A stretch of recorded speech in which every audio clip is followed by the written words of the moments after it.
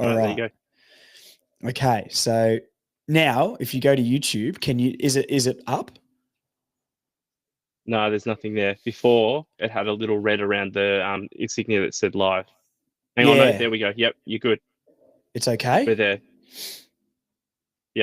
Yep. Unbelievable. Yep. I mean, no one's going to come in until 5-ish anyway. I'm sure some people will come in, but we'll just keep all the chat above board Yeah. and see how we There's go. a bit of a delay there too, so it's a little bit. Yeah, I've seen that. But if people are clicking in, I guess it'll be okay. Yep. I'll just ask Damon video All right. on YouTube, and I'll just check. I've got too many Google accounts, man. It's crazy. I just think I think my issue is I'm going to move YouTube off just because. I did that too. Just be off the computer because I think it was slowing my computer down. Yeah, that's better. Yeah, okay. I'm just asking. So maybe you might want to tell the other guys as well. That's all. That's all good. I think they're kind of coming off their phones or something anyway. Oh no, I just asked Damon to comment on the YouTube live stream and yeah, and see if he can but then I've also got to find the. Okay, so if I go to my channel, you should have got some pointers from old mate from #kangaroos. They do this every bloody week. Yeah, I know. It's hard. It's tough. Okay. You've got a couple of people in the lobby already. Mate, people are in the lobby. It's 15 all happening. people. Is there really? Yeah, there's already 15 people, I think it's saying. Yeah. Damon here. G'day. Oh, people are in. Okay. Yeah.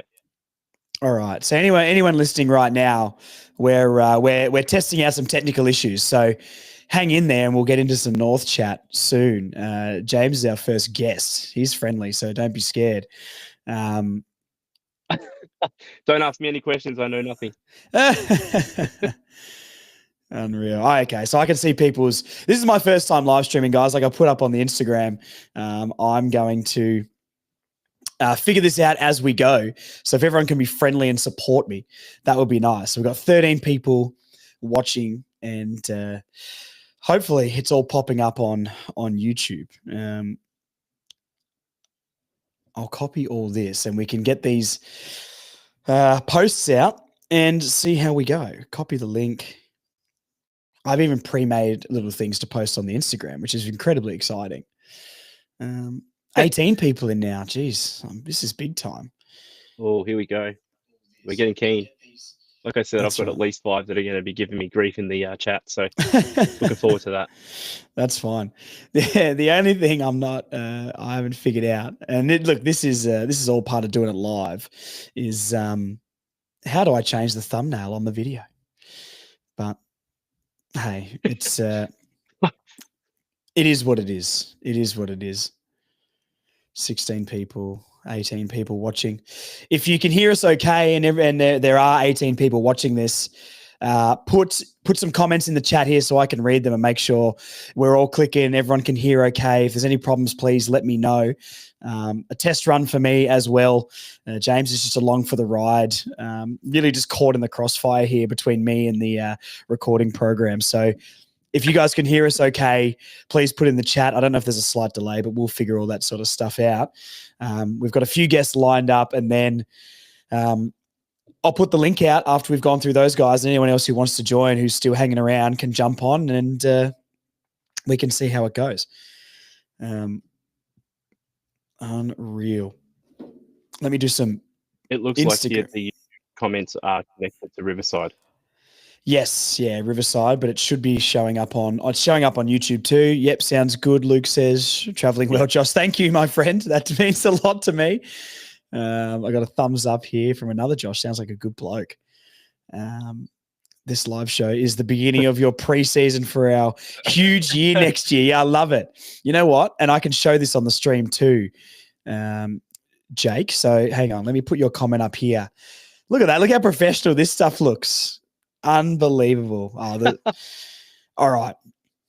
Well, look, all I'm going to do now is I'm going to post this up on my socials. So I'll just post this up on a story so people can join, and then we can get into a little bit of live North chat. I'll be keeping track of your comments and everything as we go. And yeah, if you guys are hanging around after the first few guests, then we can get some of the people in the chat on, and you can have your say about North Melbourne. But let me post on my story here. I mean, there's going to be a lot of Cooper Trembath chat, to be honest, because he just can't. 3 goals 3 weeks in a row is pretty crazy, crazy stuff.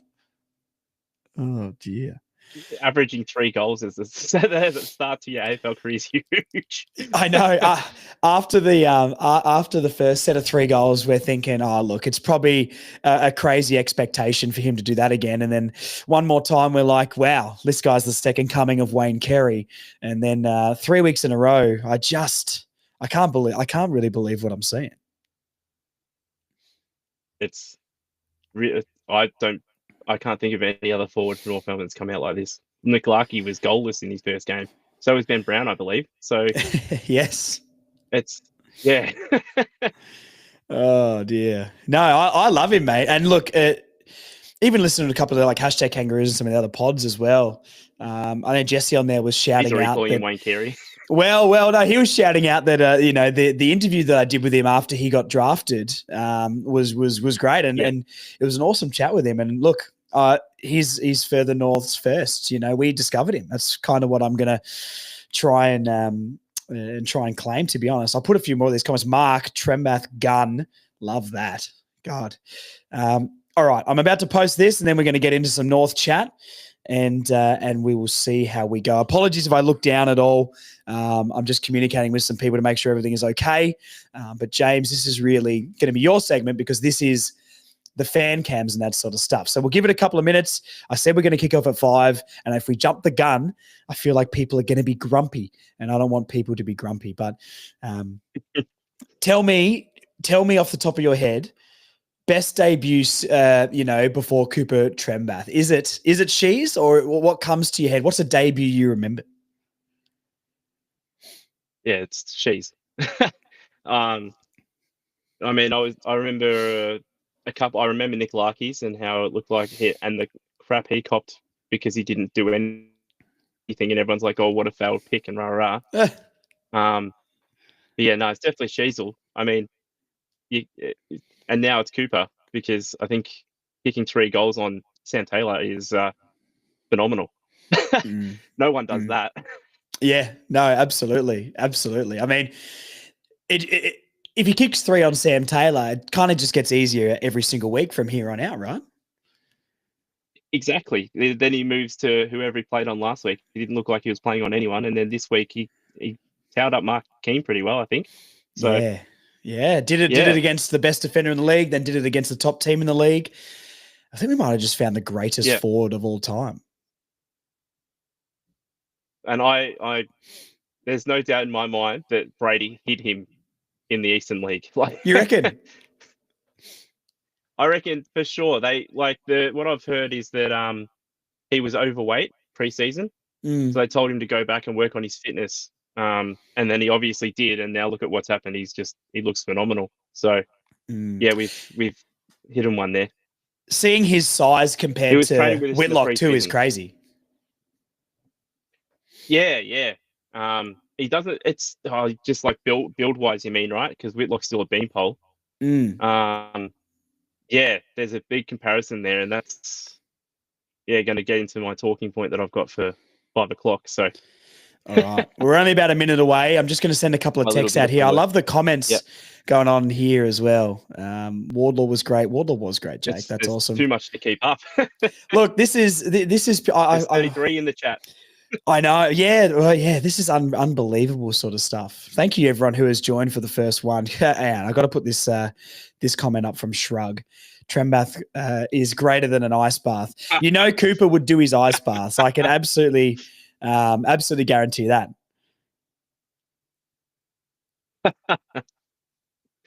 That's a good one. Okay. I'm just sending a quick message out here. Someone's come in and said, "Is there one?" Okay, Adrian McAdams. It is the only. I don't even know who that is. Interesting. Adrian McAdam, only other one I can remember staying like this. Who's put that in? Dylan Stevens' legacy game from Kanga. Unbelievable.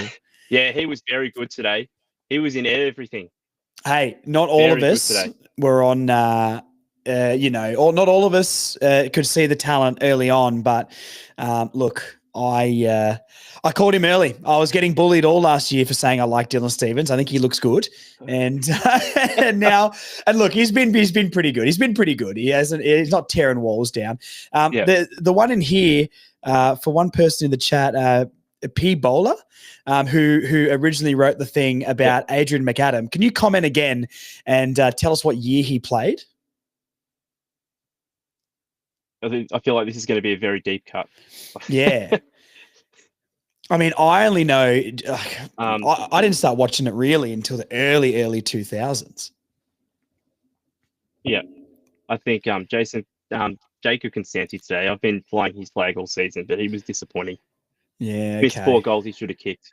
It's the difference for me. Like, he needs to kick those. Yeah, that's fair. That's fair. Yeah, I mean, I worked in the first I worked in the first bit of the game, and we were watching it on the TV at work, and then I got home and watched the second half. And yeah, every time there's 2 players in the team that when they line up for goal, I think a point is coming, and it's one of my favorites in Charlie Comben. And it's Jacob Constanti. Yep. They always just kick points. Yeah. It was the same with I get that from Tom Powell. If he's on the run, I don't trust him to kick it. I like him as a player, but he's just I just don't. And today, the turnovers he did, he like handballing into someone's back. I mean, come on, mate. I'll be the one that everyone can come at for being a Tom Powell hater today, because you're gonna take that pressure off me, are you? Well, I mean, it's easier for me to take it than you, because you've got to put up with it all the time. People can't find me. That's true. Yeah. You're off the grid, mate. All right. Well, look, it's a couple of minutes after 5, so I think let's kick this off. Thank you to everyone who has joined. We've got over 50 watching right now. So thank you so much, guys. To everyone who's jumped in the chat a little bit late, not late, but we've been going for a few minutes here. This is all a test run for me. I haven't live streamed before. If there's any little glitchy bits, if anything's happening, roll with us. If you can't hear, if something's going wrong, put it in the chat. What we're going to do, I've got a few people lined up already to come on. And then once we get through those, I'm going to put the link in the chat, and anyone else who wants to join can join and have their say on the pod as well. So we've got a few to get through first, and then that link will go out to everybody. Okay. So thank you so much. We've got James here, big North fan, gets a good haircut too, I've heard on the streets. So, and I've heard you bring in a controversial talking point, mates. Hit me with it, and let's try and relate it to today's game a little bit so we can talk about it as well. It relates a little bit, because I was looking at the comments after the game, and there was a few comments about Whitlock being dropped. He's not ready. To get 3 kicks and an easy goal out the back against such a team such as Richmond. Look at Geelong and Shannon Neal. So he's 23 and he's kicked 41 goals this season, but they kept him in the 2s, and they only brought him in for 1 or 2 games when Tom Hawkins was unavailable, suspended, or whatever it was. And now look at what he's doing now. He's kicking 41 goals and he's playing finals. So for me, that's the same kind of mentality we need to have with some of the kids. Same with Will Dawson. He's going to have a good game or 2, but he still needs to develop. He still needs to spend time in the VFL. We don't want to rush these guys, because that's how you ruin their careers. They play a couple of really bad games in the seniors, and then everyone turns off them, and then they get dropped, and then someone else will pick them up. Look at Mason Wood. Look at what he's become, because he's gone to St Kilda and they've changed his position. They've given him a go at something else, and look what he's become. He's an elite winger, So for me, like, people that are really going hard about the droppings of the young players, of them not being picked, because they need to develop, they need time. That's how you build a good structure and a good team, is you've got the guys in the VFL working hard, getting used to the rigors of playing footy, and then when they come into the AFL, look at what they can do. No, not everyone's Sheasel. Not everyone's Colby. Most players are a slow burn. I mean, even Trembath right now, he had to multiply his trade in the VFL and for almost all the whole season. So you bring these guys in when they're ready, and that's how you build the list and you make everyone stronger. You don't just throw them in the deep end and say sink or swim, because most of the players will sink. Yeah, I agree with that. There's a tiny delay on us here, so if we overlap each other, I apologize, everyone who's listening. Yep. But yeah, I know what you're saying. I mean, it's a hard one to find, right? Because we so often want to see get the young guys in. And I was sort of strong when we played the Tigers and the Saints game a couple of games before, that I don't want to just play the young guys when we have winnable games. And yes, it's important to get games into them. But you're right, I agree with you. And I've been the biggest Whitlock advocate of all, but that was mainly because we need a key position player up there who can take a mark. And since Trembath's come along, he's sort of really filled in that role. And now we don't look as desperate for that sort of player, right? And I think you're right. Like, Whitlock, look at the size of it. We talked about this just before 5 o'clock. Look at how stick thin he is compared to, Trembath, who is ready to go sort of now. So I agree with you. I think Clarkson gets a lot of pressure. And do you agree with this, that like Clarkson gets too much pressure for sticking with some of the older guys? But I think if we went the other way, people would be upset that we're not keeping games close enough. Do you know what I mean? Yeah. So for me, I know Griffin Logue was his third quarter was horrific. He cost us quite a bit in the third quarter, but he still took some very important contested marks, and he still did some important things for us that maybe Will Dawson doesn't have the experience yet to do. Let's not forget as well that a lot of these guys in the twos are still playing on AFL listed players. So they are getting the experience that they would get in the AFL with the players that know the structures and stuff like that. So you can't turn around and say, oh, they're not, the twos isn't good enough. It is. It definitely is. And it's a rare player that goes straight from rookie to AFL listed player. I mean, we used to have, under 19s AFL team, you'd have your twos, and then you'd have your seniors, kind of like club footy. You can't rush these guys, especially the tall guys. It's okay when you've got your midfielders and stuff like that. A lot of them are ready. But when it comes to your tall timber, you got to be really careful. I mean, look at like Aaron Black. He's another good example. We played him really, really quick, and then his career fizzled.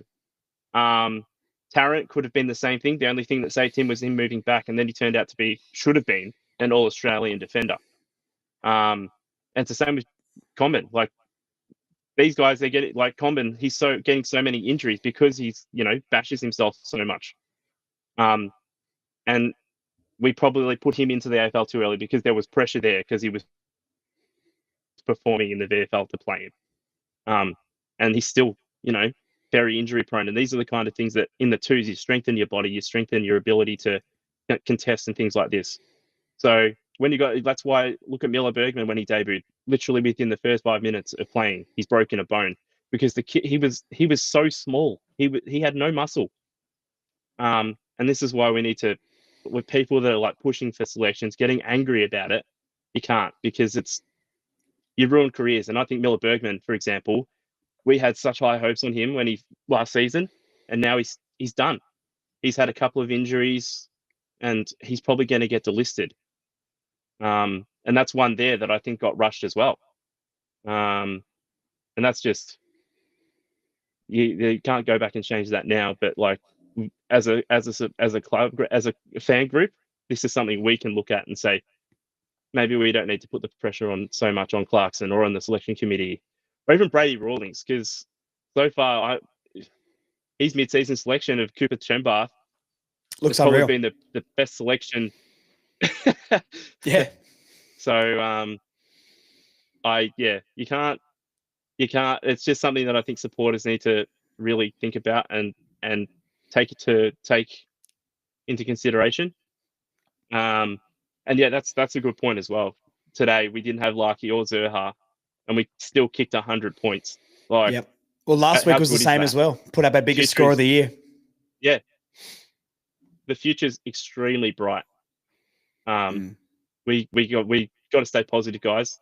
These guys in the twos, they'll get better. They'll be pushing for selection, and before you know it, Griffin Logue will be gone. Your guys that you don't want in the team will be gone. because they'll eventually get overtaken by these kids that are playing in the twos. Yeah. I It's know a turnover thing though, isn't it? Like it takes a bit of time to. I made a video on the Alistair Clarkson effect not that long ago, and read out the first team he ever put on the park like 3 years ago in round one, and the turnover has been crazy. So this stuff does take time. I think we've really realized how in need of help we were, and it is going to take time. And that's why I've always been the sort of person that's like, look, it's going to be a few more years away, guys. Once we're there, it will be really fun, and it's absolutely going to be worth it. Like let's bring it back to the game a little bit today for the last few minutes that we've got you here. And what did you see today that was good against the Crows? I mean, we're going up against the best team in the comp this year. That midfield is so physical and big and strong. What did you see today that makes you excited for next season and the seasons beyond? Well, obviously the forward line. We're gone are the days where we don't lock it in. When they locked that ball in, we had it in our forward 50 for a good 5 minutes, just about every time we got it in there. And I think our percentage of scoring, well, when it was in there, was really high. It's basically, if we get it in our 50, we score. And that's really, really good, especially with the way our midfield is and how they've been lowering their eyes in recent weeks. That's been a big, big difference. It's not those bombs into the 50 and hope. It's been laser kicks, moving it around to get that perfect time to into the forward line. And that's something as well, is like, that's stuff that's going to come with more experience. Those turnovers today, it's inexperience. That in a season or two, those won't be there. And once those go, we're not going to be getting kicked goals out the back of us and stuff like that, because the opposition is not going to be able to get the ball off us. We already do that in patches where we just control the ball. And we did that, except for a small part in the second. We did that for most of today with the contested disposal and stoppages. And that's going to be, once we get those little turnovers out of the game, we're going to be unstoppable. It's exciting because it's the same biggest problem we've had for a long time is that transition, right? Like there was a few times I was watching it and we've just bombed that ball in long. I agree. Once we get it in there and can hold it, I think we're going to score. And I think obviously you add Zurhaar and Larky to that, and that forward line's looking very, very exciting. But you did see it the second that ball hit the ground off a pack and the Crows sort of swept around and there was 3 or 4 of them running backside of the pack. Geez, it went up the other end of the ground really, really fast. So that's where really different within 2 kicks. Yeah, and that's the concerning thing. And if we can tighten that up, which we did for that 2-month patch in the middle of the year, right? Somehow we fixed that then and we've lost it now. But if we can do that, man, I completely agree with you. So look, what we might do here, James, is I've got Michaela waiting on the line here. So I'll give you your moment here. One more thing to say: pump up everybody about North for the future, and pump us up for off season. Pump us up for 2026, baby. Guys, season's not over. Get around the women's, because they've already started the season very, very, very well. Get around them. Get down to Arden Street for the flag unfurling tomorrow. Look, the light. The tunnel's ending, guys. There's light. There's a lot of light coming through, and there's a lot of exciting things coming. Let's go, Roos. Absolutely. And we've got a comment here for you, mate. Brooklyn loves you. A weekly segment, apparently. Jeez, I don't know if we're handing out those. But look, no, I completely agree. Get down to the girls. I'll be down there tomorrow, flag unveiling, and it is a really, really fun time. So, look, thank you, James, for jumping on. Unfortunately, I'm going to kick you off now. We're going to get Michaela on and go to the next one. But, look, you're the first ever person to jump on the fan cams here, so I appreciate it. Thank you for, being there for my little meltdown before we started, just making sure everything was clicking. But, hey, a bunch of people are here watching. Mate. I appreciate it, and we'll chat soon. See you guys. Go Roos. All right. We'll get Michaela on here as well.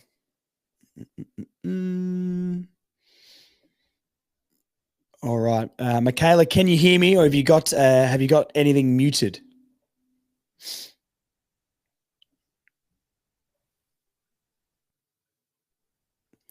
Maybe there's mutant coming in. We'll wait for her to pop back on. Oh, dear. Anyway, this is all part of the live thing, guys. I'll read some comments out while we're here as well. And while while Michaela is waiting to jump back on, and if not, we can switch to someone else. Stuart says disagree. Trainer and Taru same draft as Whitlock. Rebuilding list, not pushing for finals. Yeah, interesting. I don't know. I think you need to give him Whitlock. Whitlock looks super, super, super raw. And I want to see him more than absolutely anybody. But Trembath looks physically more at the level, right? And actually, wants to actually can compete in the air, and he's not getting bullied out of all the contests and that sort of stuff. So, I don't know. I think maybe that's the go. Oh, we've got Michaela joining back here now. So let's have a look. Can I accept?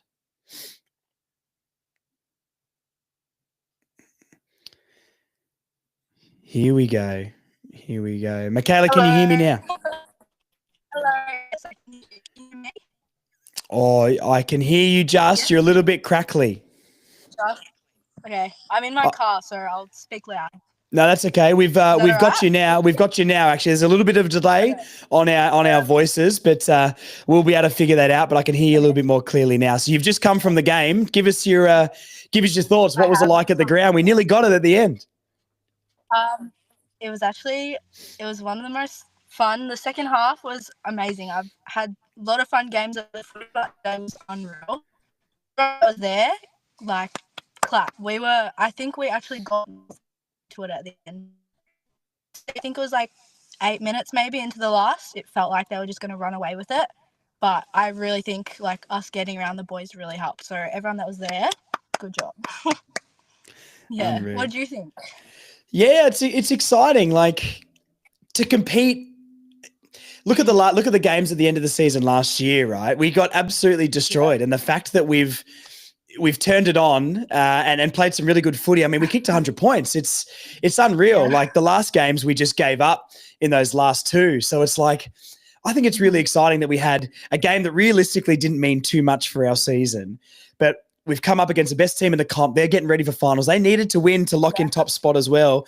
And we've just put on a performance that people are going to look at and go, they've got a bit about them. And I think that's really, really exciting. Like, did you think we were a chance? Did you think we were any chance to come back? Or no, not really. I thought we were a sneaky chance coming into the game only because of all the Adelaide stuff, and I felt like they had everything to lose. We had nothing. But I wasn't expecting us to be that close. If it was like 20, 30 points, I would have been happy, but I think it was 12 or 11 in the end. So that's unreal. I'm so happy with that, to be honest. And like you said, like Adelaide playing for the top spot, they're up there. They're obviously one of the best teams in the competition. And even if we've shook them up a little bit, make them have a little bit of doubt in their minds, like I'm happy with that. Like if we can mess with their finals plans, anyone's, then like perfect. Let's be a spoiler team. I love it. Has the season and has the season as a whole given you confidence where we're sort of moving in the right direction? It has. Like I can see lots of improvement, and like I am positive about the team. And as you've said on the podcast so many times, like we've improved so much. And when you showed, and I think you were just speaking about it earlier, the list that we had when Clarko came in compared to now, it's amazingly different. Like that's already progress. And like you've said, all our fringe players have gotten so much better. And then luckily in the last few weeks, Sheezel, LDU, Sherry's got back into form. They've come back.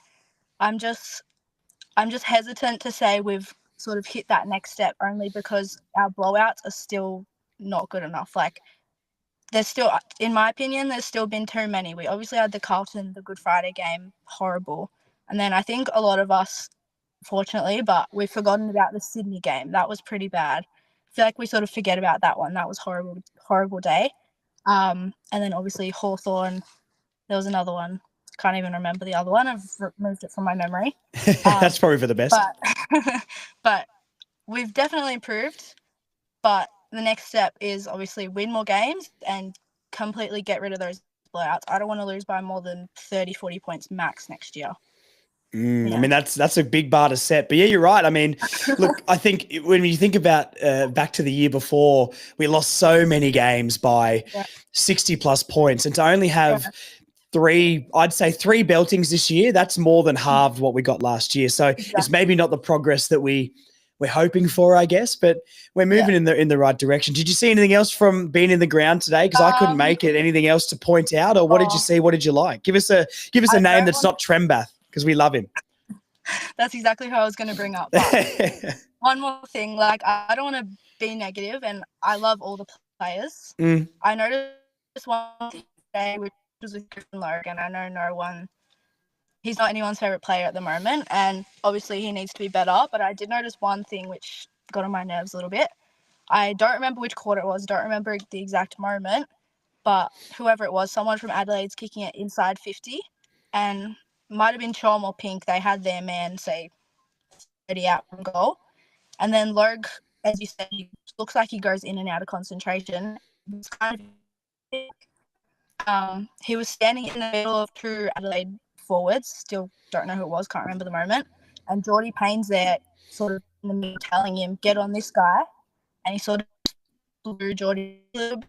I don't want to obviously say too much about him as a person or anything. Yeah, of course. Yeah, he...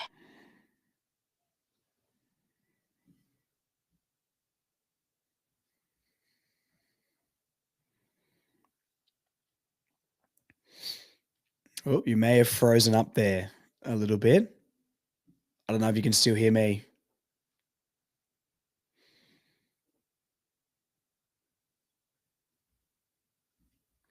Hang on 1 second here. Let's refresh this. Let's refresh this. The joys of live streaming, guys. This is outrageous.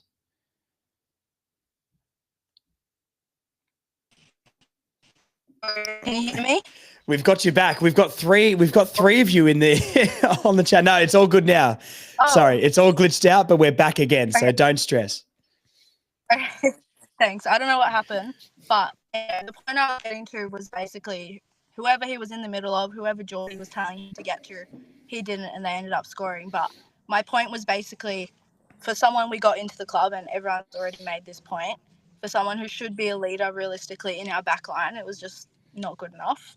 And I think you said it a few weeks ago, for me, he gets one more chance. He gets one more preseason, plays out the season, hopefully he's great. Hopefully he proves us all wrong. But for me, like, this is the last chance. Yeah. Well, that was going to be my next sort of follow-up question to you. There was like, do you want to give him the preseason? I think he was one of the better players. I think he was our best defender against Richmond. And you know, how much is injury? How much is is just he isn't quite up to it. So yeah, I still think Griffin Logue has something to offer. But what you said is spot on, and I've said this a few times. I think next year that has to be the year that he establishes himself, and if not, Dawson's, Combin's down there, maybe a recruit. Pink is obviously there to put pressure on him as well. Who Pink from spurts I saw today played pretty well. So yeah, I don't know. We're getting a little bit more depth down there. Whitlock, obviously, depending how Trembath comes on, maybe he can be that guy who goes back there too. So we've at least got some options down there. Yeah, I think like the other difference to me is you see Pink always trying, you see Tom always trying when they're in there giving 100% no matter what. I don't see the same intensity from Logue as exactly I want to see from him to be a leader. And so yeah, I think that's the difference. But let's all hope and get our fingers crossed for another year where hopefully he shows us exactly why we brought him over. Yeah, that is true.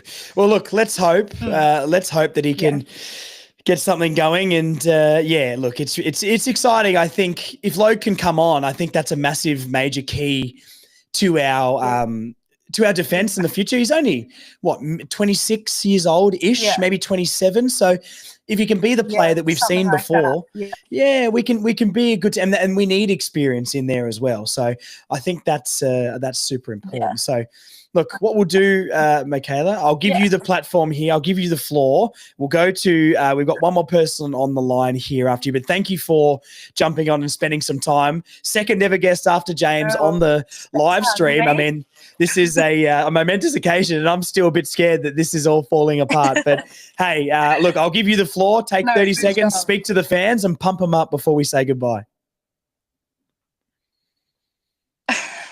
Okay, we're gonna jump next year, guys. We're gonna have a great year. It's all good on the boys because we're going up the ladder. We're moving up. And secondly, get down to Arden Street tomorrow. Our girls are playing. They're going back to back. We've got 2 demos. And the VFLW girls won the prelim, so them as well. They'll be in the game for next week. I think that's cool. So let's go. Good luck to the girls. Unreal stuff. Yeah, absolutely get down. I'll be down there tomorrow, so that'll be really, really exciting. So, Michaela, thank you so much for joining. I'll say goodbye now, and thank you for being part of the fan cams. This is fun. Okay, thanks for having me. Love the podcast. Keep it up. Thank you so much. You're a legend. See you, Michaela. Bye. That's right. Bye. See you guys. All right. Here we go. Damon's in. Unreal. Can you hear me, mate? G'day. Unreal. Is there a delay here at all?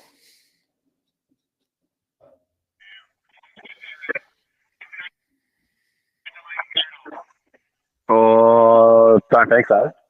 Okay. There is a little bit of a delay for me, but that's okay. We'll figure that out as we go, mate. I'll try not to butt over the top of each other. But thank you for joining me on the fan cams. Give me the rundown. What did you think from today? What did you see? Anything exciting?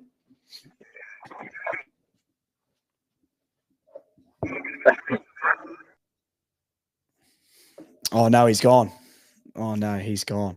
Well, what I can do, maybe we can post, if anyone's at home on a computer and has good internet, maybe I can post the link in here and get some of you guys on. I don't know how many people can come into the chat here. Once again, thank you for joining me on the first ever sort of live stream. I'm figuring this out as well as we go. Thank you to everyone who's commenting here. We can go for some comments, see if Damon rejoins, and if not, I'll post the link now and see if we can get some of you guys in. John here in the chat, happy we never gave up today. Could have blown out a few times, but didn't. That's a fantastic point as well. And I think that's something, our transition defense is horrendous, but something we haven't really let happen on too many occasions compared to the year before is blowing out, like the lead's getting blown out beyond proportion. We've fought back and we've actually done okay. So I'll put that comment, up for everyone to see here. I think that's an awesome point because good on us for actually getting defensively a little bit better. I've always said I think the one-on-one defenders are okay, but when the system isn't quite there yet. Do you know what I mean? What else have we got here? I'll give Damon another minute or two, and then if not, I'll post the link, guys. And if anyone wants to come on and have a chat for 5 minutes or so, and we can cycle through some people. But, connection issues, who knows what's going on. Apparently the phones aren't working very well, but James worked very, very well. So let's see. Do this every week, Blue Abroad style from... Oh, yeah, Fabiano. I love that name. Unbelievable stuff. Well, look, that's the plan. That's the plan. I'd like to do this is sort of a test run for next season, and then if you guys like it, then I think we can jump on some live chats and live streams like this. If we say we sign a big player, we get a draft pick, we do a trade, we can jump on, I can get your thoughts and all that sort of stuff on here because it is really, really fun. So thank you for that. I appreciate the uplift here. Kanga, Damon's back. All right, we're going to give Damon one more chance. And Kanga said needs better 5G provider. Yeah, absolutely. Maybe I'm on Optus, which we named Droptus. But hey, let's get Damon back and see. Here we go. That looks a bit smoother, mate. Yeah, is that better? That's way better. Unreal. Yeah, I was in a pub, so I thought I'd step outside and it's worked. You've done it, mate. No, that's 10,000 times better. So, look, which pub are you at? The Hickens Hotel. It just opened up a couple weeks ago. There used to be the Crafty Squire. Oh, yeah. I didn't know that went anywhere. Interesting. Okay. Yeah, so I just came back from the game, so I thought I'd stay out, basically celebrate after that performance. It was a great effort. Yeah. Well, give me the rundown. You're at the game. What was it like in the ground, mate? What did you pick up anything that we might not have on the broadcast? A lot of Crows fans being annoying. That sounds like them. Yeah. Nah, just no one's pointed out Sherry. Yep. I thought he was outstanding, and no one's given him his flowers. And I think my controversial opinion is that he's probably our best player. Interesting. Okay. Yeah. I mean, look, I thought he was great today as well. Don't get me wrong. And last week, the amount of tackles, that's outrageous sort of stuff. But yeah, what did you like from him today? What did he do? I mean, he's going up against an incredibly physical guy in O'Brien. And they were saying on the broadcast, I guess you wouldn't have got this on the ground, that not a single ruckman has polled a vote against O'Brien this season in the coaches' votes. And apparently they're thinking Jerry's going to. But yeah, what did you see from him today? Yeah, it was more physical. Every contest he was at, he had won against him. It was always first to the bowl against O'Brien, who's a very good ruckman, obviously. So it's just real competitive, and that's why he's definitely one of the best ruckmans in the league, definitely. And I think every North fan can agree with that. And if that's the reason he gets us clearances. I think we doubled their numbers in clearances. Yeah, I actually haven't checked the numbers on that. Let me have a look, because I've focused on some player stats, but I haven't actually seen much of the team stats, because we're doing this. What do we get? Clearances? Yeah, we smashed them. So we got 48 to 27 clearances for the day. That's the number one team in the comp, right? So I thought the midfield functioned pretty well after a performance like we had last week from LDU and from Shees. We did get burned a couple of times, but we're playing against the best team in the league. But I think they looked like they were trying to repeat that, and we didn't go into our shells. We sort of tried to play that attacking game style like we did last week against the Crows, which is great. Yeah, exactly. It's like at one stage what we were 5 goals down during the fourth quarter, and it's like they kick the first 2 in the last quarter, and we just capitulate. We don't get back to it again. But today was just completely different. They went at it again. The effort was there. The hunts, the fight. I'm very satisfied going into next year after those 2 games we've had. Because last year, the last 2 games we had, we got smashed by 100 points in each of them. And this time, they've showed fight in both those games. Yeah, absolutely. I mean, it just shows that it is slowly turning, and I know some people are skeptical. I know we've chatted about this a few times. Are we on track? Are we not on track? I don't even know if there's actually a proper track. You know what I mean? But yeah, if the midfield fires like that, we look really, really good. Do you think he's a chance, Tristan, of All Australian, or do you think the suspension maybe is going to leave him short? Yeah, that suspension's probably going to do it. If he had not got suspended, I don't know. I'm trying to think of another ruckman that's had a great year.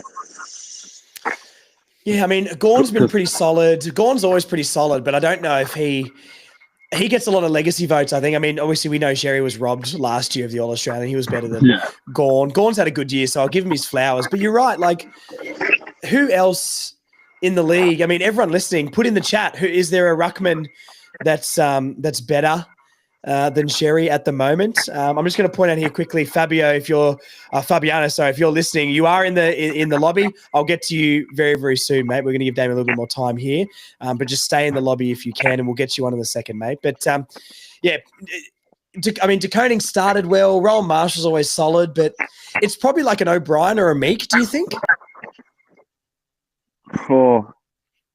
Yeah, I mean, I guess it's probably going to be one of the top 8 sides, realistically. Darcy Cameron, the one player I like at Collingwood is Darcy Cameron. Yeah, Jake's pointed out Grundy as well in the chat.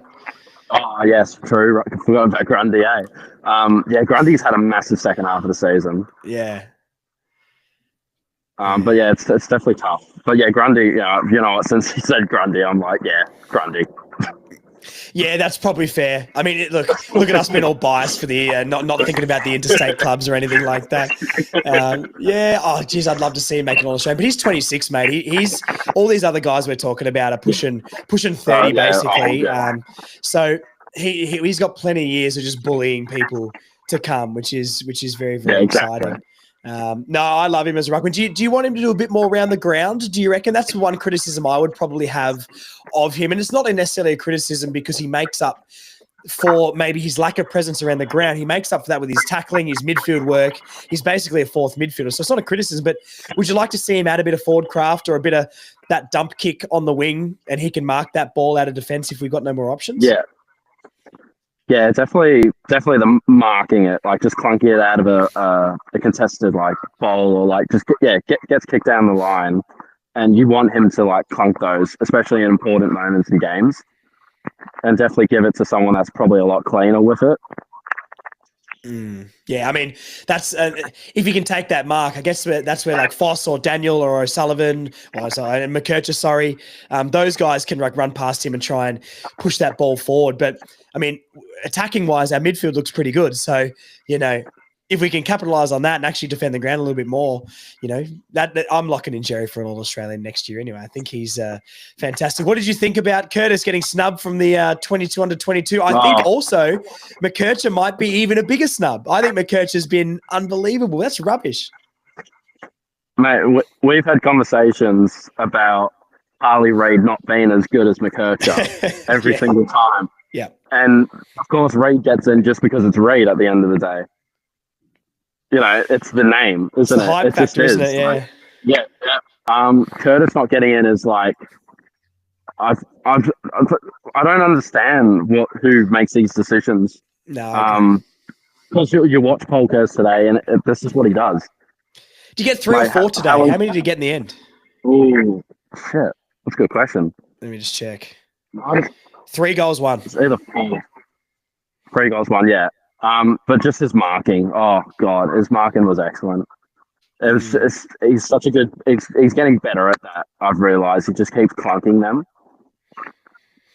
Yeah, I love him. I mean, yeah, classic North getting robbed of things. I mean, Goldie should have been All-Australian. Tarrant, Cunnington, Ben Brown, they all missed out on so many All-Australians because we're North Melbourne. So, look, it is what it is. That's the North tax. We all know the North tax exists.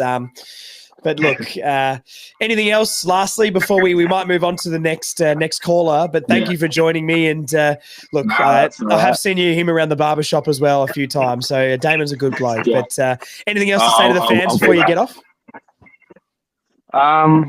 Keep the faith. Keep the faith. I mean, like I'm 22 and I've only seen us be shit. And you get used to it pretty easily. Yeah. But eventually we're going to be back up, and all your mates that go for Collingwood and fucking all these teams, don't worry. Don't worry. We'll be back. We'll be back.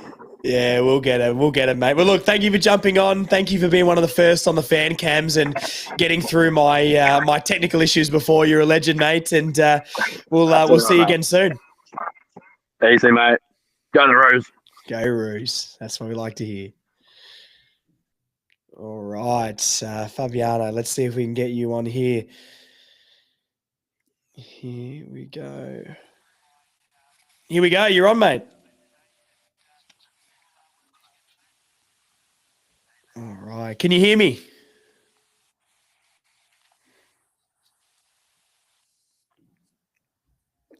Let's put this in the chat. Oh, I think it said something to me about going to a Riverside app. G'day, Josh. Have you got me, mate? I've got you. Can you hear me now? Yes, brilliant. Oh, beautiful, beautiful. How are you, mate? Did you enjoy the game? Watch it at home? Were you at the game or? No, so I'm a paid up member. Yeah. But I actually had medallion seats today because a family friend is an Adelaide supporter. He's got medallion seats for his corpo job. I've been to every home game this year. Just to check the validity, I stayed full time at the Geelong game. That was torture. That's receipts, mate. Absolutely. You've got a pass for life if you stayed for that one. Thank you, mate. No, I was happy with the effort today. I wasn't dissatisfied, especially with Adelaide being top of the ladder. You're going with tempered expectations, but I think we did okay today overall. Look, I think after Sheasel's game last week, I think this one was never going to be able to live up to it. I just wish he would have had a little more impact. Okay. But I think that's been the tale of his year. He's just had a down year, and I do have faith that he will come back because he is that caliber of bloke. Yeah. He's just had a bit of a down year. I always pray to his little bobblehead before every game. So, Fantastic. you know. It's crazy to have a down year with the numbers he's still putting up, though, isn't it? Like a down year for him is still so much better than so much of the comp. Yes. A down game for him is 28 touches and like 2 tackles, and you go, yeah, you know. But that's just because when you do have players of that caliber, you have to hold them to that higher standard, especially when you want to start moving up the ladder. But he's a third-year player. I have the utmost faith in him that he'll come good. Probably the one thing that surprised me from this game, I have a feeling they did it just to experiment, but I just couldn't wrap my head around Aiden Corr full forward when I Adelaide saw that for a three bit too, talls yeah. in their forward line. It's just a weird one. I remember saying that, and I just thought, Which was the couldn't wrap game my he head did around that? it. He went forward in a game where we were behind or needed a goal or something. Was it this year or was it last year? Yeah, I They think it threw was, him forward in a random one. It was either before the bye this year or it was late last year. But I do know what you're talking about, but I don't remember who we played. Why do you think they did that? I have a feeling it was just to experiment. I mean, we haven't seen him at the level for a while now this year. So I have a feeling coming off injury, they just wanted to see what would happen, especially with Larky out. They're just experimenting with that forward line. That being said, Cooper Trembath needs a game every single week. Oh, how good. He's kicked 9 goals in 3 games. That is just tremendous. Oh my God. Where has that been, man? Look, Larky, I have so much faith in Larky, but he's just not had the best year, especially with the injuries, and I totally get that. But for Cooper Trembath to do that sort of thing in marking contests and just always keep those arms up. Yeah, crazy stuff. I mean, we're getting some comments here. Corr was meant as a negating forward, I reckon. I mean, potentially, yeah. It's such an interesting. Possibly. I would have thought maybe they'd throw a Logue or so. He's played a bit of forward at Freo and that sort of stuff. Comben, obviously, he's probably the last guy out of those keys that I would have maybe thrown. That's why forward. I was thinking if you're gonna throw anybody forward, it's Logue because he played there at Freo, right? Like wasn't he in their forward line, and that's why he came to us because he wanted to play defense. Wanted to play defense. Who wants to play defense over forward as well? That's crazy stuff. We should have known. I mean, look, I've played soccer all my life, mate, and I am a hard, scrappy centre back, so I understand it. I get it. That is fair. I mean, look, I played soccer for a few years, and yeah, I was either keeper or played centre back. I have no time for the wing, no time for Cam. Yep. I don't care about that fancy stuff. We got a question here, actually. You can answer this one, mate. Is Corr retiring? No, because he triggered the 1 year off his contract with the games play. Yeah, no, I think. Right? Do you think Corr especially? But do you think he's got something to offer next year? Seniority, an older head. That's probably it. I like Corr. I just don't think physically, athletically on the ground he offers us much at this point, unfortunately. That's fair. No more sidesteps, you reckon? No more candy to be sold. Oh, look, the occasional Bo McCreary push could win me over. Who's to say? But, how good. Jeez, he's had some highlights for North. His highlight reel is going to be one of the ones we remember 10 years down the line. And we're going to be like, remember when Aiden Corr bench press McQueary? Yes, 100%. I do agree with that. 110%. Yes, absolutely. And I know Marnie isn't going to like that opinion either. So best we move on from that one. But well, if it was up to Marnie, I think Jasper Pittard would still be our best midfielder. Love you, Marnie. Yes. And Greenwood would still be playing. That's true. I mean, look, I was almost on the train of I did share Marnie's sentiment with Greenwood last year, not because I thought he was this amazing player. We just had to get there, but the amount we leaked out of that midfield, I'm just standing in the gut and tackle because that's what he could do. Yeah. No, that's true. That is very true. But yeah, I just hope the boys don't go into this off-season the way they went in after the 2023 one, thinking it's just going to happen. That's my main concern. Like they really, they have to understand that, especially where we're at as a club currently, they've got to work for it. You got to have that hunger, that fire. And I think this is a game where it's enough motivation to inspire them to take that hunger into the off season without getting complacent. Yeah, for sure. Because Adelaide weren't at their best today, but we also took it up to them, I think, at certain points. Like there were certain points, of course, story of this year where it's certain points where we let them get a run on. But I think someone said before, it really could have gotten messy at one point, and we didn't let that happen. And I think that's the key to getting better. So, does that give you much confidence for next year? Then, I mean, I like asking people this question because people can be so up and down on it. You know, some people aren't completely sold. I've always been quite positive on the podcast, and everyone, I'm sure, everyone who's in here has listened to the podcast, obviously. And yeah, look, I've seen enough this year to know that we've made a good step. A big step is maybe a bit much, but like we've made a step that I think we can jump off. There's been definite improvement. There's been, you cannot say there hasn't been improvement. Absolutely. I do agree with that. I just think it needs to be, I think, look, I hate this. We need a certain amount of wins, but I think that is where we're at now. And I think it does have to be that 8 to 10 mark next year.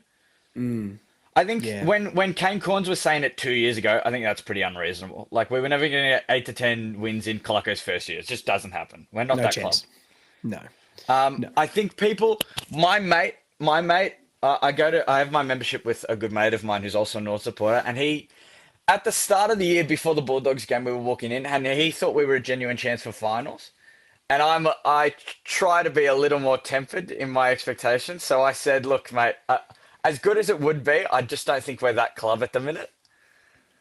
I would really like us to be, this time next year, by the end of the year, I'm hoping if we're sitting 13th, around that like 12 to 14 mark, I think that's been a fantastic year. And if we can do that by getting, anywhere from 7 to 10 wins, I'd be pretty pleased, I reckon. Yeah, I sort of mirror you exactly on there. And look, everyone listening in the chat, put what amount of wins, ladder position, put a reasonable expectation in there, because I'm interested to see what people think about this, because I've always been seen as a little bit more negative, even though I think I'm maybe more realistic slightly. But, 6 to 8 wins was what I had this year. I'm absolutely going to be counting that draw as a win because it's against the reigning premiers. So I'm going to give a 6 just to be nice because I love North. My whole family was at my nan's house watching that one, and I reckon we were all screaming at the telly. Like, even my grandparents who had no clue what was going on. It was just unbelievable. But yes, I think we can count that as a win, considering the fact that we had it on our terms. We just, like, it was just that Constanti handball, man, just at the end. It was like, come on, just give the hands. But we had that one. That one's ours. Ours. Yeah, well, look, Brett has just posted a comment here. Said our 2025 team would beat our 24 team by at least 10 goals. 100%. And I completely agree with that. We look like more of a unit. It's slowly coming together. So, I'm pretty positive on there. Anyone else listening, I've reposted the link. If anyone would like to join and be the next person on the cams as well, please click on that link. You got to go through Riverside and it'll pop up in the lobby, and then I can get you one in a second. If not, we'll keep chatting here, mate, until someone else would like to jump on. And the last one I'll just point out here is Kanga has posted, can you add a super chat button, Josh? So you can buy me a coffee, contribute a little to say thanks for all your efforts this season. Look, I really, really appreciate that. I'll be honest, I don't even know how to put the super chat button on because I'm still figuring out all of this sort of stuff. But if people subscribe, like the video, comment, and that sort of stuff, that's enough for me at the moment. And share the word about the pod, because, we're hopefully going to do more of these lives, and I'll get better at them as time goes on. I said to myself, just do the live, and if anything goes wrong, roll with it and see what happens. So that's the best way to support the pod. But if you're in here right now, want to come on the pod right now for 5 minutes or so, I've just posted. It's under Josh. The Further North logo is there. Click on the link, get in the queue, and you can be next on the pod if anyone else would like to come on. But anything else to point out from the game, mate? What else did you see from it? Yeah, a couple more. Zach Banch, does he have a spot next year? Where do you see that going? Well, this is the hard one, isn't it? Because we know there's going to be changes, and the AFL might take a couple of those list spots off us. And I reckon there's 5 players you can lock to be delisted, and none of us will complain too much about. But I reckon there's going to be 1 or 2 guys. Who are those 5 for you? So I'm trying to just off the top of my head. Bergman, Ford, even though I love Eddie, but obviously I don't think he's going to be. I love Elvis too, but he just hasn't shown me anything this year, you know? Yeah, so Tucker as well should be going. Will Phil is going to be going. There's one more. I did write these down. Let me just have a look on my notes here because I did write this down. I think the Will Phillips one is a shame, but I think unfortunately he's just one that never quite got there. Like you wanted him to get there so badly, especially being such a high draft pick. And I just think if we do want to move forward as a footy club, we need to start not punishing, but not rewarding subpar efforts at the level. Unfortunately, he was one of those players who could get 40 at VFL, but then would have 12 touches at professional level. You know, it's like, well. Yeah, no, I understand. The other one here, I've got my man Teakle. I think if CCJ is getting the contract, one of them has to stay for me. I want Goad and then one of CCJ or Teakle. Which one would you pick? I'm on the. I think we keep Goad obviously because we haven't seen. Yeah, he's got a lot of potential. His ceiling yet. I was on the Teakle train from the beginning. And so was I. I want to stake my post that because I was on the Teakle train from the beginning. He's a good mark, even when he was up in that forward 50. He's an okay kick, like he's a 50-50 kick at least. I just think, I don't know, CCJ, you struggle to justify it given his recent record. Yeah, I still think CCJ has the higher potential. Because he's sort of that age now where, as a key position player, you start to come on. Was he 26 or something? I think maybe he's 27. Maybe he's a little bit past that. I think he's around that mark. Yeah, I just, and I'm not saying he's going to get to any sort of crazy potential, but I think there's still a bit more upside. But I think Teakle gives you the consistency, and you know what you're getting. And I think if it was up to me, I would probably go with, if it's going to be your third ruckman, I would say, take Teakle, take the sure thing. He's going to be a 7 out of 10. He's going to do what he can do. That's probably where I'll go. Yeah, he is going to, and you can sort of trust him a little bit more. I think he chopped out pretty well and did everything he possibly could in those games. So that's the way I'd go. The other one is Callan Dawson as well. There's 6 there. So Ford, Phillips, Dawson, Bergman, Teakle, Tucker is 6. Yeah. And then I think if there has to be 7, because I think there's a chance we could bundle our 2 second rounders together and move up in the draft, or we're linked to Starcevic and we're linked to Lever and players like that. Maybe we can shuffle those picks around for them. But say we did have to get rid of a 7th, I think it's so tough, and it's crazy because we've had a lot of chat in the comments here about Banch, but I think it might be Banch, and I think that would be so harsh because I've liked what I've seen from him, but I don't think you can get rid of Cooper. I think he's shown a higher ceiling. You obviously can't get rid of Geordie Payne. He's played well. Yeah, Hanson Jr. is he's probably the one I would pick, to be honest. But he's already got his contract extension. Yes. So it's sort of, it might have to be Banch. Can you think of anyone else on the list who is a realistic chance? No, I think I'm with you there because it's harsh, I think Harvey as well. Like he's another bloke who you just need to keep playing because there's so much potential there. I think unfortunately is Banch, and look, we've only seen Banch at the level for 2 or 3 games now, and he only came on as sub today. But it's really harsh on a bloke, unfortunately. But I just I agree with you. I don't know any other way to play it. Well, we've just had a comment here, actually. James says 7th has to be Finbar. Yeah, I mean, do you think that's a chance with how Trembath has been like so good? It'd be harsh once again, but Maley has played more games at the level, if I'm not mistaken. He has, yeah. Right. So I think Maley is still can still be a very versatile athlete. He's a great mark. We know that. Kicking can be improved, but even if it doesn't, how good will we be? I think even in 2 years' time, if Maley's kicking is no good, couldn't we try throwing him back and being another key tall? Because how tall is he? What's his height? 193-ish, I think. Sort of like a Griffin Logue size, I'd say. Not as big, but, Griffin Logue-ish.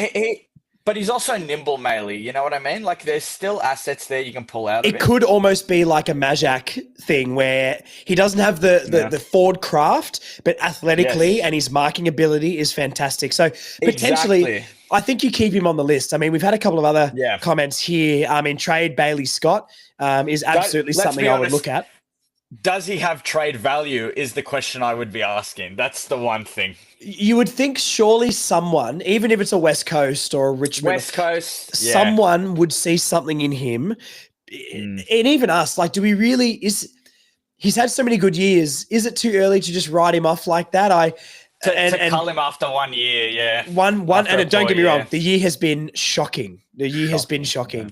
Yeah. But potentially, I mean, and here's the other one. I mean, I'm open to potentially looking at trades for Dersma if we get big value back, and we need to hold our ground, and we need to make sure we get overs for him, because we know I'm never going to question his talent. I think his talent's sky high. But would you be open to trading a Dersma if we got something decent back? And put it in the chat as well. I want to know: are we open to that, or are we absolutely not on Dersma?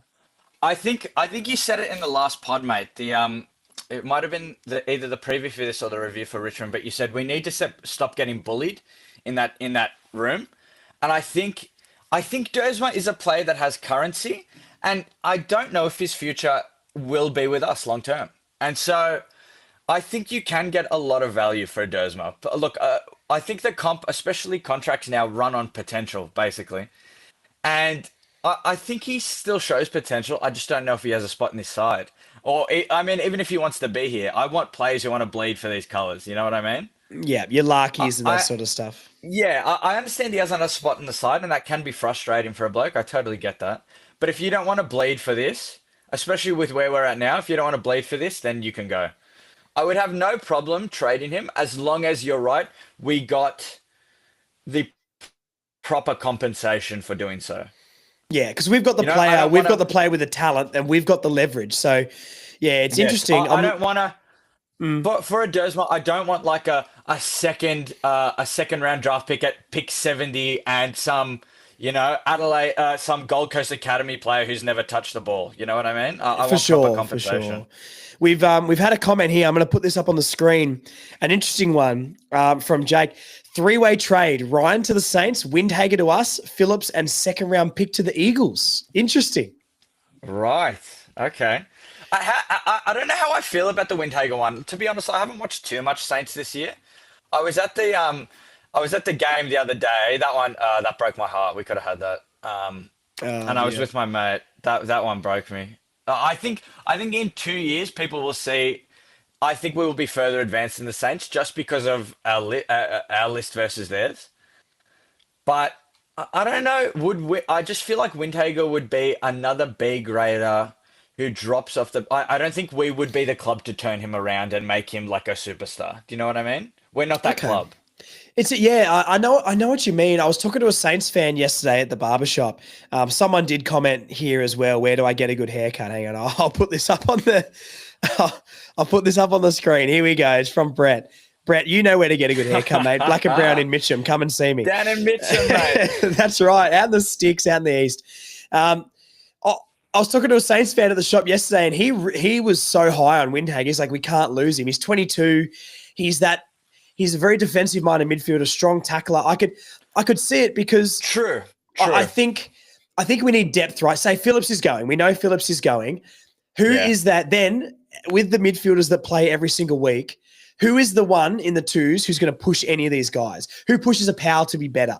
Who pushes Simpkin to keep his place? I think if you've got someone who's unlucky to be in the twos, that's the best thing for it. And I'm not saying Windhager would be that.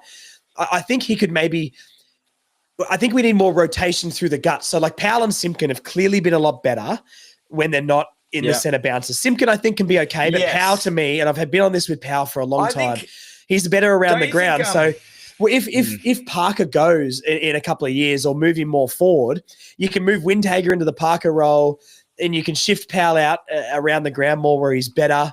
And if Simpkin isn't performing, maybe you can make a call there. I would do it because he's the right age. I think he is really talented. And mate, defense and midfield don't go together for us, and he does that. Mate, if podcasting doesn't work for you, you should go into list management because that made total sense the way you broke that down. Don't you think? Can I get your opinion on this? Yeah.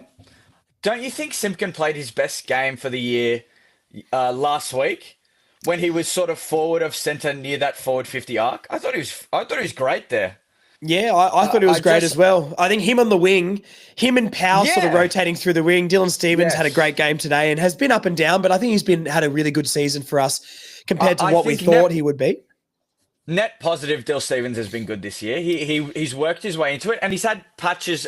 He's sort of fallen away a little bit, but I think as a net positive, I think Dylan Stevens still has potential in this side. Yeah. I mean, Dylan Stevens only 22, 23 years old. I mean, look, not all of us are the football minds of myself, mate, but I called this last year, you know, and I'm going to brag about this to the end of time, mate, because I get roasted for so much I say, so I've got to cling on to the ones that I got right. You earned it. You earned this one. I copped a lot of shit. I tell you what, I copped a lot of shit. But yeah. No, you actually make a good point. We need competitiveness in this for list spots. That's what we need. That's what'll drive the boys. And look what Pink's done in the back line as well. That makes people perform a bit more. Now Trembath is there. Matt, next time Finbar gets a chance, he knows if he doesn't do it. Yeah. Yeah. When Larky's back as well, and even Darling has been good all year, right? But and there's selection issues, which is good. I think that's also why it's good. What we found, I feel like we really found Hardiman this year as well. Like Hardiman's been fantastic for us. I've been his biggest supporter this year. When everything's going well, everything else goes well. And as dumb as that sounds to say out loud, that is the way it is. So when people are performing well on field or in the VFL, things can happen. You know, it's amazing what can happen when the gears start turning. And I think the gears are turning. They're turning like the Queen Mary at the minute, but they are turning as long as we're turning, mate. I mean, look at Dylan Stevens with and taking over from Bailey Scott's role. You know, he took that opportunity, and Bailey's had plenty of opportunities since he took that spot to get that back off him, and he hasn't done it. So, but that could be the biggest reason why Stevens has stepped up a lot this year. So, I think there's a lot to be positive about. Look, 100%. It's 6:00 now. I think I might finish this up soon. If anyone, I'm going to post the link one more time. Let's chat for another few minutes. And if anyone else wants to join, I'll get one more person on. I'll post the link right now. So the link's in the chat. Click on that. You have to go through Riverside, put in a couple of details, and you'll be put in the lobby, and I'll get you guys on. So if anyone else wants to do it, please, I'd love one more for the night. That'd be really, really exciting. And we'll do a couple more minutes. Anyway, I'm sorry, mate. I've been talking your ear off. I just want to say before you kick me off for someone else, I just want to say, mate, you are the staple of my footy podcasting every week. If I miss everything else, I have to watch Further North. Please keep doing what you're doing, mate. Even when I don't agree with the takes, I love hearing them. You know, you do have a good footy mind. I just want to say, thanks for doing this for the community as well, because I feel like every other club has a big podcast, and for you to be ours, I'm more than happy to watch, mate. If you do the fan cams every week, I promise you'll have at least one bloke calling in every week to talk your ear off, because I love the content. No, look, I really appreciate it, mate. Mitcham, mate. Yeah, look, you know where I'm at. You can come and get a haircut anytime, mate. But yeah, no, look, I really appreciate it, man. I started the pod not thinking anyone would listen to it, and I'm just the most average North Melbourne fan ever, and I just made the platform. So, no, thank you for listening as well. And everyone in the chat, like everyone who listens and tunes in, I genuinely can't believe it. It's awesome. Just two more things that I need to say. Yep. Tristan Sherry, All-Australian, should be this year, but he's just the inconsistency a little bit in the second half. And they'll go with Gawn. Grundy's been good second half of the year, but they'll go with Gawn because that's how the All-Australian works. Yes, unfortunately. And if Paul Curtis hadn't gotten that suspension, he'd be All-Australian too. The fact that he is not in the 22 under 22 is an absolute farce. That is a joke. Absolutely. That is North tax at its finest. I've never seen a finer example in recent times. Yeah, well, look, I couldn't agree with you more, mate. We know we have the North tax. But look, we've got one more person who's coming in now. So look, we might have to say goodbye, but thank you so much for jumping on, man. Genuinely appreciate it. And look, if I ever see your name pop up in the lobby, you'll be one of the first ones in. Thank you very much, Josh, mate. Do this every week. Do the fan cams every week, Josh, please. Oh, God. Thanks, yeah, you're stressing me out. All right, man. You're a legend. Thank you so much.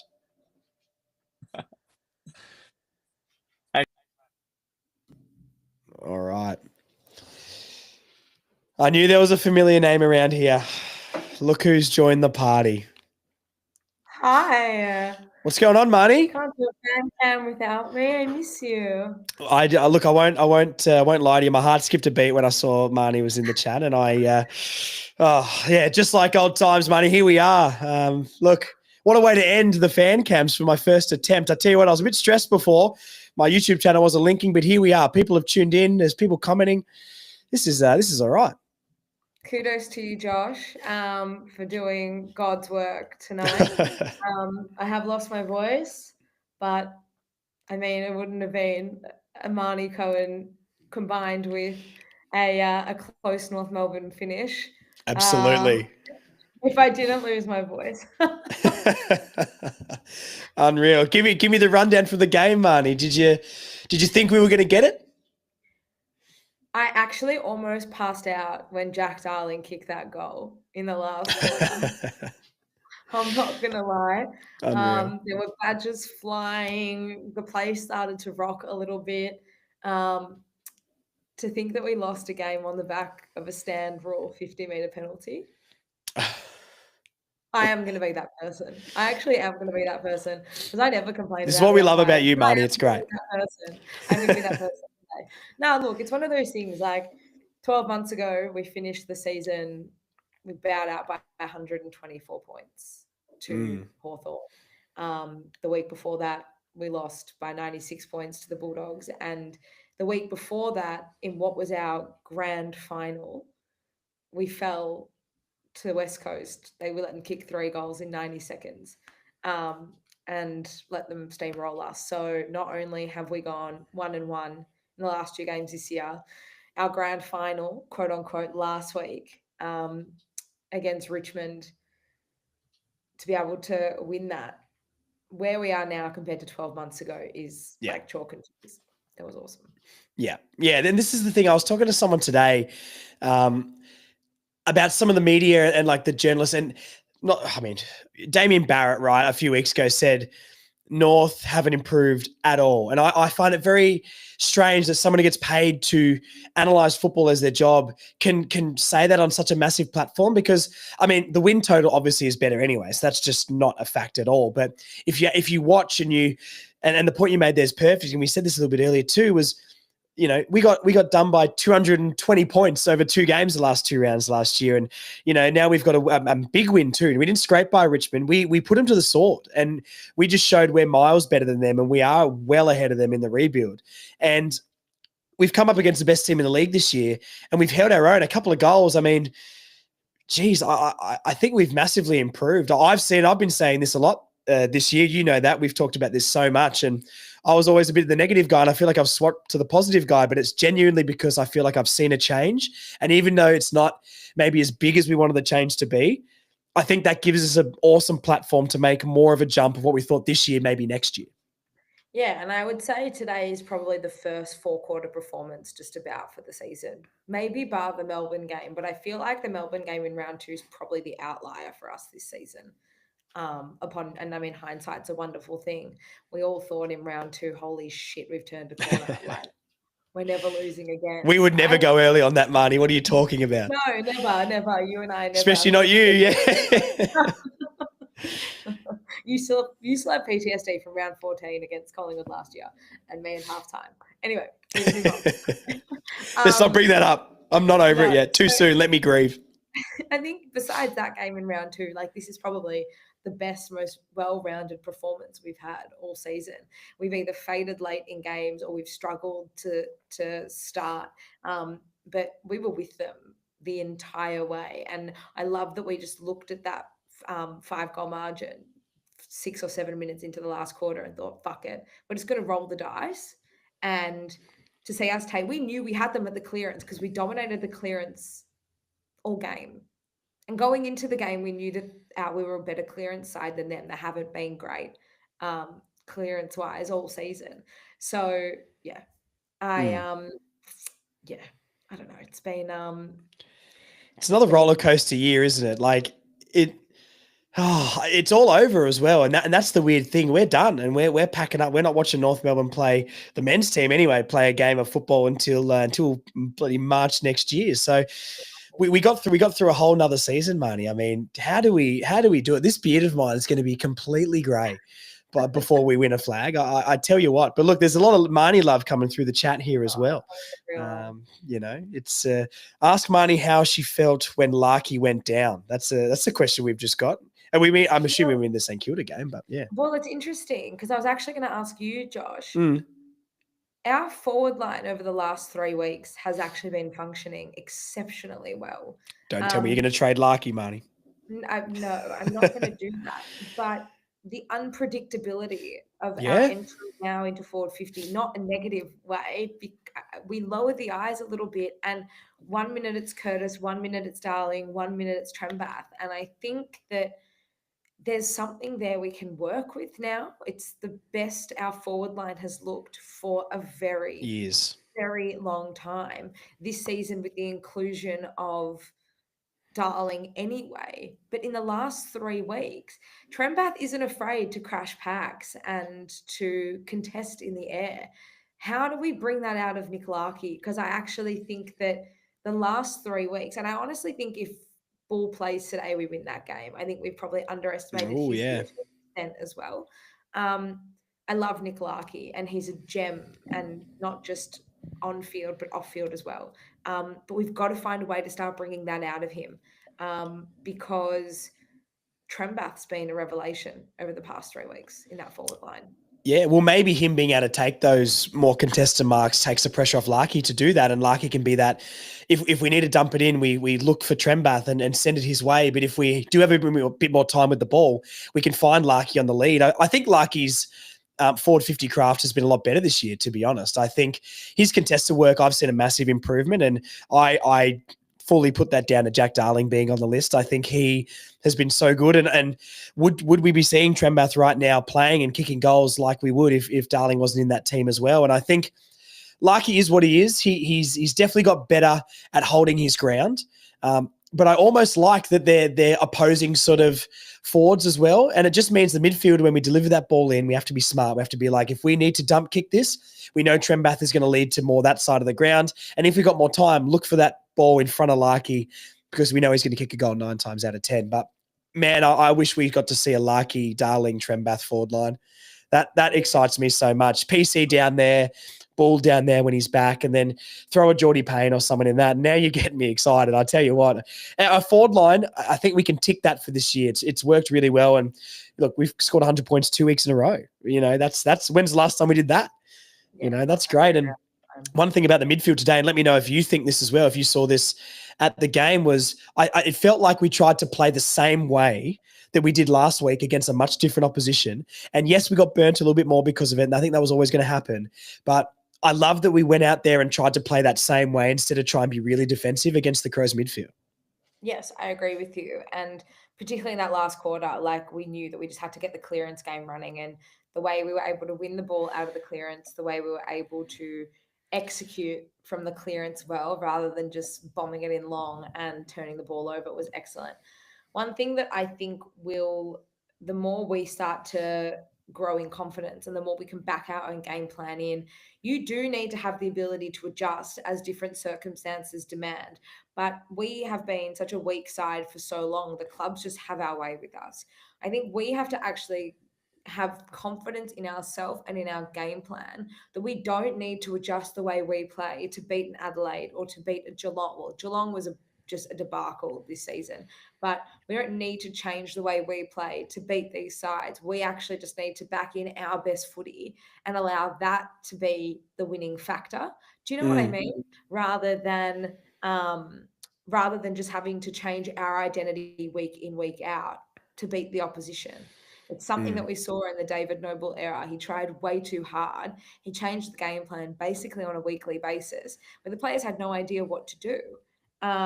So yeah, I think that's probably yeah. There's a lot of money love in this chat right now, Marnie. This is unbelievable. No, I agree with you. I mean, we shouldn't always bend.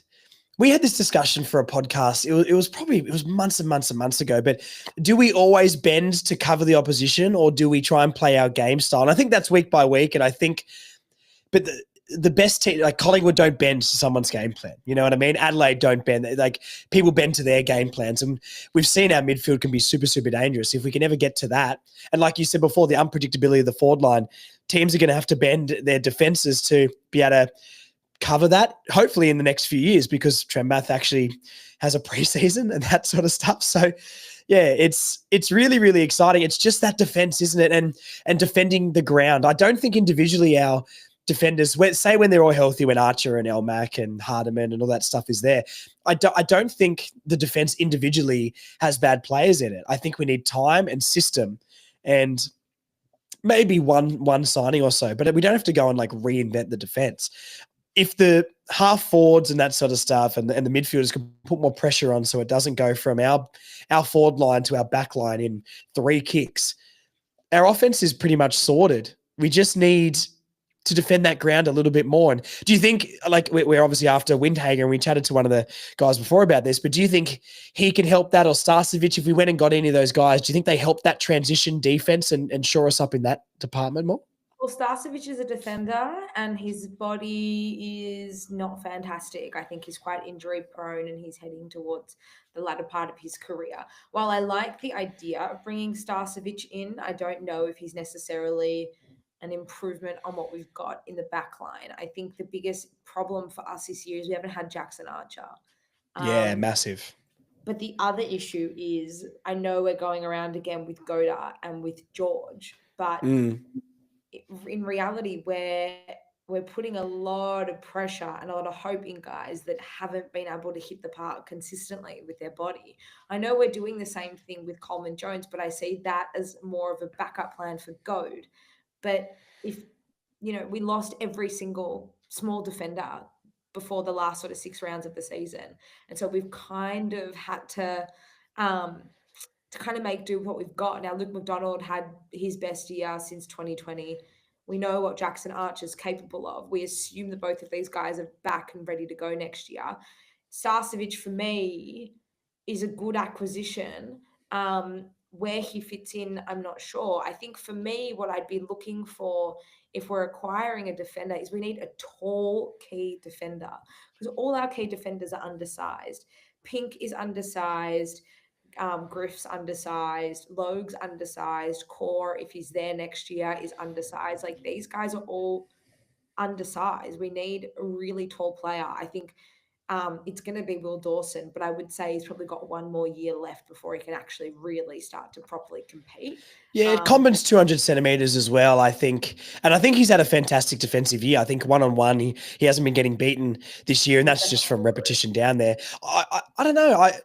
I had this chat with somebody and say, would I rather a smaller and a taller defender? And I maybe sort of go the opposite way. I think a smaller defender, like a Starcevic type, and I know he has had a few concussions, but I really like the idea of Comben, Dawson, and if we get a preseason into Griffin Logue, I think he can still contribute. I think next year is the year for Griffin where that's the year he's got to establish himself in the team. Otherwise, we probably need to move on. But I think he's shown that he can do it, but it's the consistency, and he's had a lot of injuries. So I feel like that's not a bad 3 with Pink backing up. And look, maybe because Trembath has come on, Whitlock potentially can play that other key defender. I think we've got enough keys. The only way I'd probably get a key defender is if they come in and they're our best key defender. I don't want to go and get a guy who's like 3rd rung to sort of come in and sort of be on the fringes and not do much. It's either going to be our best key defender, or we get a guy who can come in and be that medium to small lockdown guy. So if Archer does go down, whose body is proven to not be fantastic, you chuck Starcevic on him, or I don't want to have to put Finn O'Sullivan down there all the time because we want him in the midfield one day. So it's really, really interesting. I don't know. I don't think I'd be unhappy with either, but I feel like it depends how quickly Dawson comes on. I don't know if you agree with that. I get that. Yeah. I think Windhager would be an excellent acquisition for us as well. 22 years of age. He's very different to any kind of defender that we have. And also, we're not bringing a fresh 18-year-old on board. I know there's a lot to like about Luke Urquhart, and I think a lot of fans are really keen to see him. A few years away, though. I would be, happy to see him in there next year. But I think it allows Luke Parker to move forward slightly and kind of play more of that hybrid high half forward midfield role. And then you've got George, who I think George's last 3 weeks has been excellent. Very good. Then you have a big defensive midfielder in there. I thought Jai on the wing was excellent today as well. The reality is that there's room for improvement still. I mean, we're going to finish in the bottom 3 this year. We've been down the bottom for a really long time. There's definitely, we are better placed now than we were at the start of the season. 100%. That's 100% for sure, and more so this time last year. But there's definitely still work to be done. I think a few hard calls probably need to be made. And then we need to just have a massive off-season and pre-season for sure. Yeah, well, John here's just put a comment in. We have Elmac, Goda, Hardeman, Archer, Foss. Do we need another mid-sized defender? And I sort of agree, but then I also think that with the keys, we've got potentially Whitlock, depending on how Trembath turns out. We've got Core there. We've got Logue. We've got Comben. We've got Dawson.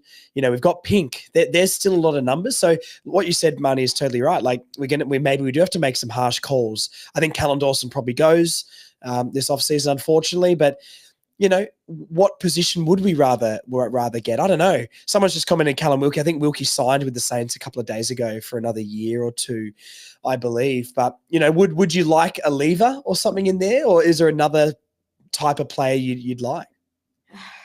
I don't mind lever, just given the age profile. And he obviously understands what it means to be playing in a successful club. He's obviously a premiership player. And he was at Adelaide when they were quite successful as well. I do really believe in Will Dawson, and I do think that Will Dawson has the potential to carry this football club moving forward. But yeah, I mean, the defensive stocks, like in my mind, the only 2 key defenders who get a tick for this season are Chom and Pink. Yeah. I think Griffin Logue's been heavily disappointing. Agreed. think Core has been very disappointing around injuries. I think both Core and Griffin Logue have probably only played 2 or 3 good games each this season. And Griffin Logue probably wouldn't have played a lot of the games that he did if we had more availability. Callan Dawson, unfortunately, I think we've seen the last of Callan Dawson. So, look, we need tall. I think if you look at our medium defenders and you kind of read that list that was written in by, I think it was John before, I think you can rely on McDonald, you can rely on Hardeman, and you can rely on Archer to be there. You'd hope that Foss pushes higher up the ground in the seasons to come. He's probably our best ball user, if I'm honest. I haven't seen a player so composed under pressure, and I think he's actually flown under the radar this season. He has built so nicely. And then Goda, I wouldn't be hedging your bets on Goda. I would love more than anything for his body to be right and for him to really have an impact in this side. But I can't see it right now, if I'm honest. I think next year is he and Braden George's last opportunity. They've each got 1 more year, and we already lose 2 list spots at the end of this season. At the end of the concession that we had is over from the AFL. So there's going to be a few guys stiff to be let go at the expense of George and Goda. This has to kind of be, I love both of them as people, and I love the potential for what both of them could be in this side at either end of the ground. Yeah. But this is a business, and decisions like this are going to separate us from, lingering near the bottom of the ladder again, or being able to sort of start moving up. Yeah, I mean, as we move up the ladder, those decisions are going to get harder every year because we're getting rid of better players to make room for better players than that. And that's just natural progression. And that's why I think a Windhager would be a good get to give us that depth. I want Powell to be challenged. I want him to know that he can't just – and he's had good games. This isn't directly a Tom Powell thing, but Simpkin as well, or anyone else in that midfield. If Parker's starting to drop off a little bit, I want him to be under pressure. And that's the sort of stuff that at the moment, because we know Wilfield's going to go at this current stage, Urquhart would be the only real midfielder that would be pushing any of the guys that are in the team every single week. And that's probably not ideal for selection. So, yeah, look, I think it's going to be super interesting. I mean, it's a massive off season coming, Marty. I mean, realistically, we both know the season's done, but I think the real season almost starts now. People's optimism starts going through the roof. It's going to be a very busy time. Not maybe as much drafting to do, but I still think we could trade those 2 picks and package them up for someone's to get someone some points, and we move up in the draft in the top 15 or something like that. But if we don't, I'm not too fast because this draft's meant to suck anyway. So who really cares? We've got Matt Whitlock anyway. We don't need anybody else. And we got Cooper Trembath. You know what? I want more mid-season draft picks. I don't want any more national draft picks. They're rubbish. We need more second-round mid-season draft picks. We keep nailing them. First one nailed, I'd say, that mid-season draft pick. Yeah, well, Payne looks pretty good as well. I mean, obviously, I expecting them to perform as good as Trembath has is a bit ridiculous. But, you know, I think Payne's looked at the level, to be fair. I didn't see as much of him from today, but last 2 games he's done pretty well. I actually don't think Payne will be there next year. Ooh. You keep Banch over Payne? I don't know if I'd keep... I don't know. What I would personally do would keep Payne, get rid of Harvey, and maybe Banch, but I don't think that's what they'll do. Why Harvey? He's played 2 good games this season. I don't think he works hard enough without the ball in hand. I think he's got good potential in front of goal, but he doesn't do enough for me. Like, you look at someone like Constanti, and Constanti needs to find a way to get out of his head because mentally he's killing himself in front of goal. But what he does without the ball in hand is super impressive. His work rate and ethic is excellent. Same with Banch. I think Banch knows his limitations is the fact that he's my height. But I think his follow-up efforts are excellent, and he plays with so much determination to win back his own football. I don't see that from Cooper Harvey. I think Cooper Harvey expects the ball to fall in his lap. And that's just a reality. If Stevenson was on the list, Harvey wouldn't be here. I think Harvey's turned it around, and I applaud him for doing so. We probably should have brought him into the side sooner. I wouldn't keep him. I think the club will give him 1 more season. But who do you think the club would get rid of then? So if you'd pick Harvey, but you reckon they'll get rid of Payne? I would keep Payne. Do you think Banch has shown more than Payne? I know Banch. It's so harsh because he's only had a few games, but I don't know if they keep either of them. I don't know if they keep either of Payne or Banch, to be honest. When do they have to do the delistings by? That's before the draft, right? Because I guess if we did package the picks up, use any of our picks for players, if we weren't too interested in drafting, which I'm not too fussed about this year, I think we've got more than enough young players in this list. I would much rather be bringing in guys who are ready to contribute now and start moving us up the ladder, because we've still got, you know, like you said, like Hardemans and stuff still coming through. We've got 19, 20-year-olds ready to take some leaps in the next few years. And I don't know if we keep adding 18-year-olds on top of it, I think it just prolongs our progression more. I think we need players to come in now and help. So do you package those picks up and then you don't have to delist as many people? I mean, this is why it's going to be so interesting in the off season, because I genuinely don't know what they do. I think what they'll do is there's about 4 or 5 players who obviously will not be there next year. Yeah. I think within the next week, they'll be gone.